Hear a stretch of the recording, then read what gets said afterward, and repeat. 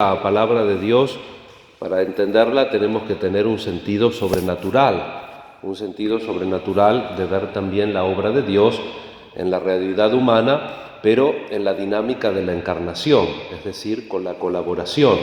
El arquetipo de eso es la Virgen, que recibe esa propuesta de Dios, de que la eligió para ser la madre del Verbo encarnado, y ella dice: hágase en mí según tu palabra. Consiente esa propuesta de Dios. Dios no obra en nosotros de prepo, sino que nosotros tenemos que colaborar. Y las dos lecturas, la del profeta Isaías, es muy fuerte la del profeta Isaías, ¿no? Porque va entrelazando la voluntad de Yahvé con el destino del pueblo y de las ciudades. Y como termina: si ustedes no creen, no subsistirán. Y Jesús dice también, cuando la gente se queda pensando en desgracia, ¿se acuerdan ese pasaje donde Jesús les habla a los apóstoles y dice: la torre de Siloé que se desplomó y se cayó sobre la gente? Fue una tragedia eso. Y la otra tragedia, muy comentada en la época de Jesús, fue cuando Pilato mezcló la sangre de unos galileos que mató con los sacrificios del templo, porque eso produjo que el templo quede impuro. Y entonces la mentalidad de la época era: si hicieron algo, por algo será. Si les pasó algo, pecaron.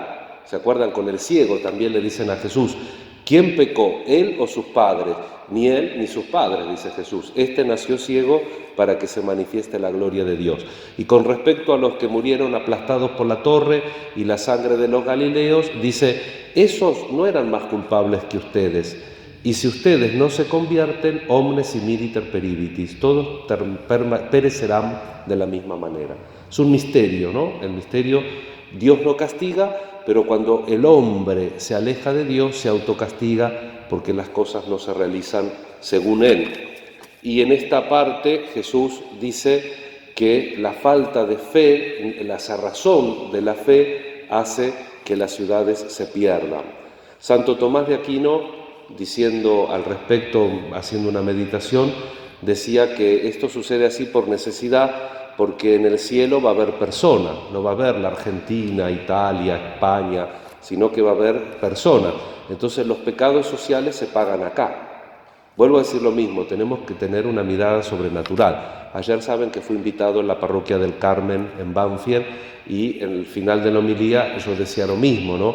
Que cuántos temas que hay, pero también cómo uno lo tiene que mirar, por un lado, con esa llamada a la sobrenaturalidad. Les contaba una anécdota de un cardenal que predicó los retiros espirituales a Benedicto y a la curia romana, y les decía, para tomar la temperatura de si nosotros tenemos o no sentido de la vida sobrenatural, les preguntaba si se tomaban en serio los ángeles.